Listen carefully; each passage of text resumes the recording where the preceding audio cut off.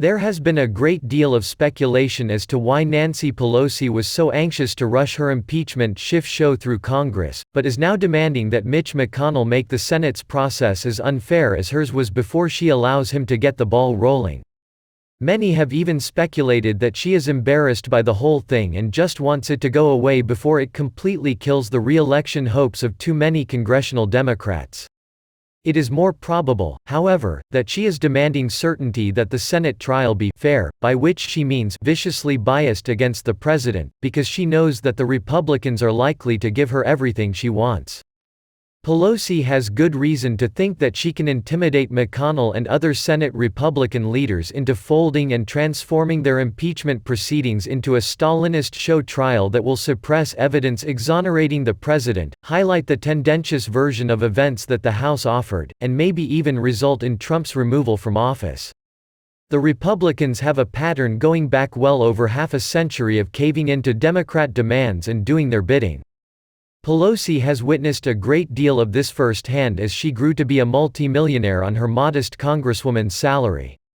Why should she think it will be any different this time? Republican kowtowing to Democrats goes back to the era of Franklin Roosevelt. After Democrats successfully blamed Republicans for the Great Depression and initiated the massive expansion of federal power that was the New Deal, the Republicans nominated for president not critics of Roosevelt's big government measures, but Me Too candidates who praised what FDR was doing: Alf Landon, Wendell Willkie, and Thomas Dewey. Not surprisingly, each of these pale copies of the Great New Dealer were trounced by the real thing. Republicans who didn't think a huge increase of federal control over the daily lives of Americans was a terrific idea had their best chance in 1952, when Republicans won the trifecta of the White House, the Senate, and the House of Representatives for the first time since 1930. However, the new president, Dwight Eisenhower, would not hear of this. He declared, should any party attempt to abolish Social Security and eliminate labor laws and farm programs, you would not hear of that party again in our political history.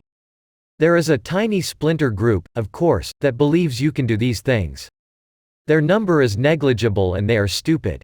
The Eisenhower administration backed up these harsh words with actions that would have pleased FDR. It expanded the Social Security program and supported a bill raising the hourly minimum wage from $7 today to $9.50 today.